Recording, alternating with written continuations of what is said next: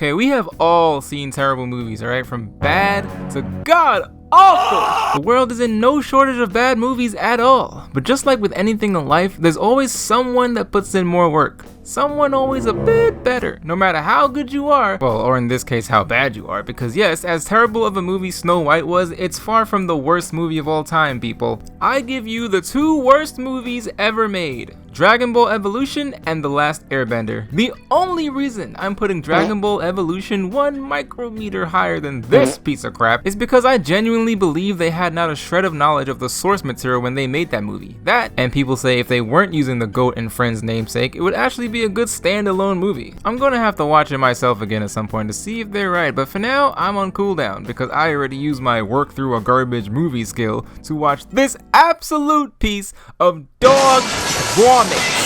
For you! For my viewers! For my subscribers, because I love y'all, man. 4,000 subs? Me? 4,000 of you? Like me? That much?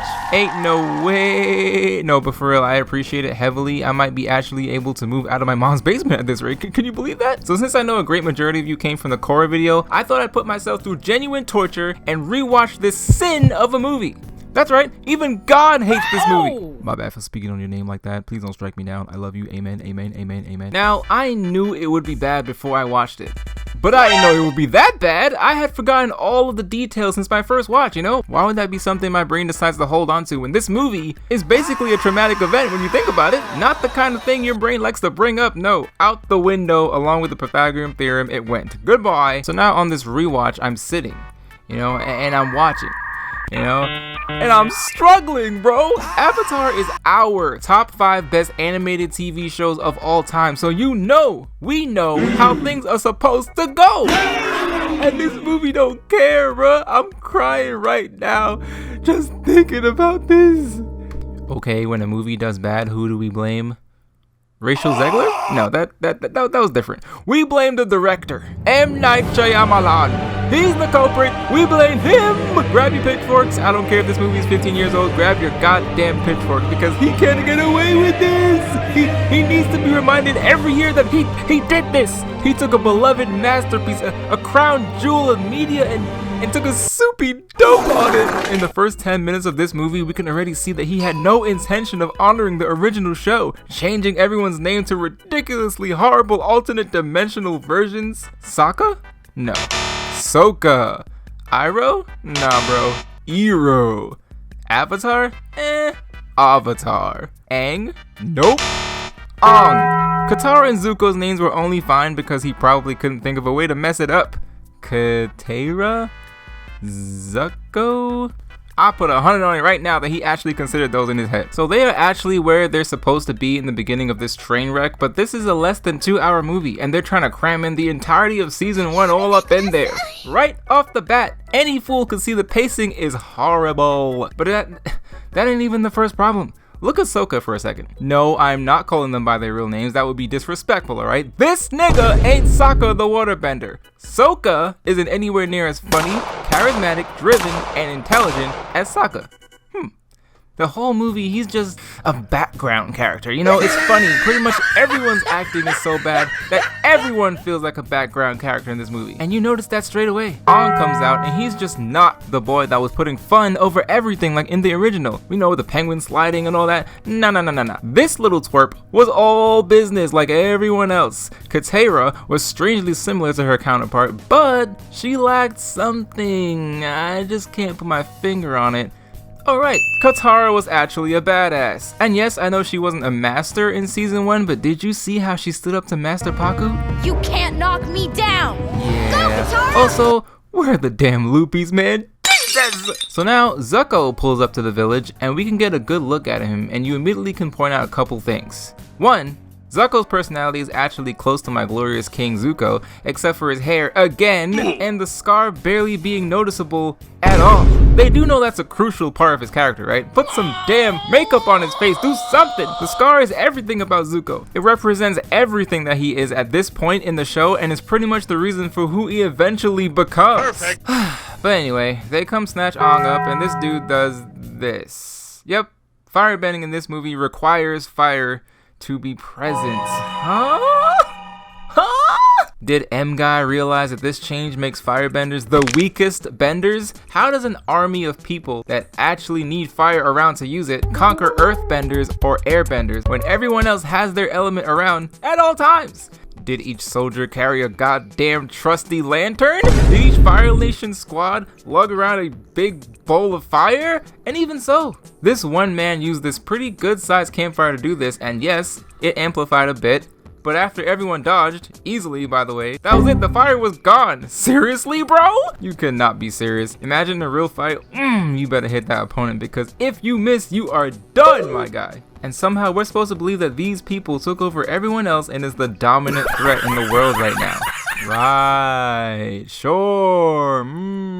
Anyway, the gong goes to the air temple, and after Aang's not so brilliant escape and he finds out that black young monk Gyatso is dead, he starts tweaking. But not in a cool way like Aang did. Snap out of it! No, he does this squawk.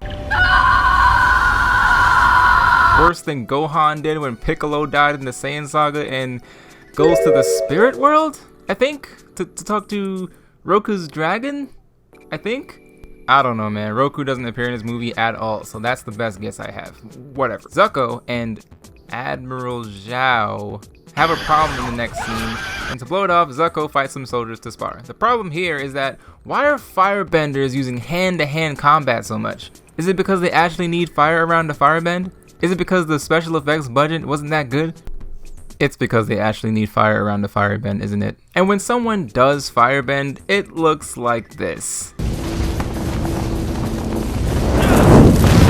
That goes for pretty much any bending in this movie, by the way. Way too much hand movements just for the bending to be liquid doo-doo, bro. It's horrible. Bending is supposed to match the body's movements, basically as an extension of you. There shouldn't be no delay or weird direction, or it just looks completely off. And that is a good way to summarize this movie. No weird direction and it looks completely off. And that brings us to this part of the movie where we all know it's supposed to be on a metal boat to stop the earthbenders from bending the earth. Nope. Shalama Lama thought it would be just fine to have the earthbenders imprisoned with earth right under their feet, with firebenders that need fire to defend themselves. Yeah, this makes the whole having to convince them part exceptionally lame. Leave him alone! But wait, we can get lamer. Look at this clip, bro. I gotta break this down. I just have to. First of all, we have 1, 2, 3, 4, 5 earthbenders, right? And these 5 earthbenders stomp 4 times. Rocks should be everywhere already, but nope, not yet.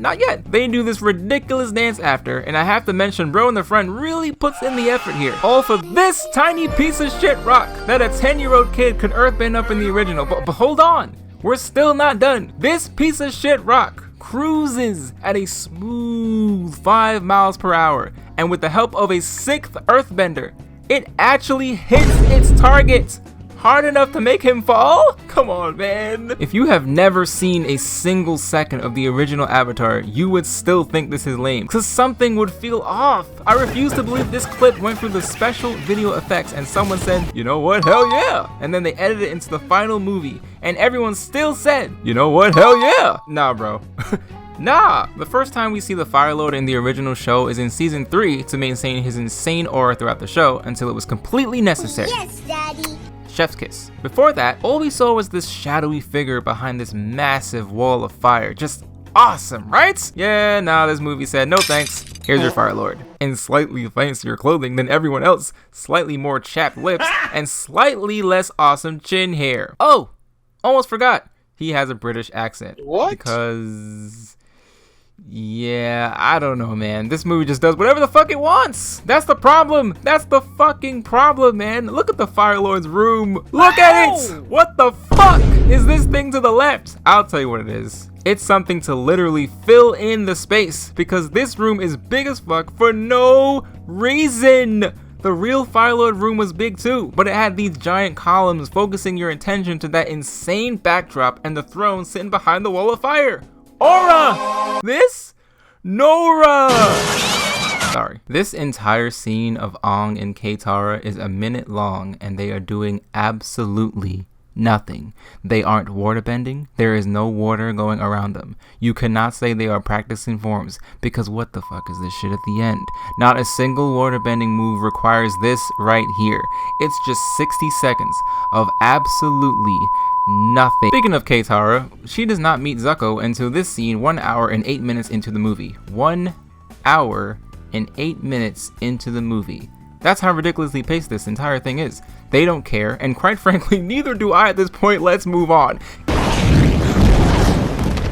Iroh does firebending in this scene, like real firebending, and everyone's reaction is, oh, he's making fire out of nothing. Nigga.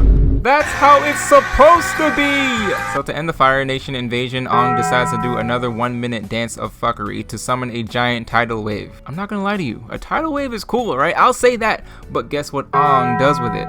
Nothing! Nothing! This weenie hut junior ass Fire Nation soldier fleet just leaves and Aang puts the wave down. Huh? In the original, Aang puts belt to ass for them to leave. What the hell? How did Shalama Lama think this was better than what happened in the original? Anyway, at the end, everyone bows to Aang, including the Fire Nation. And then that's it, movie done. But wait, there's more. It turns out that these niggas really thought that they'd get a sequel. The nerve! British Fire Lord has this Marvel post-credit scene talking to Azula like they was really about to cover the rest of this show. You know, I'm convinced that no live action Avatar is good because I've seen clips of the Netflix one and it's like all over again. What we need to do is wait for the animated movie because that is gonna slap and I can't wait to see it.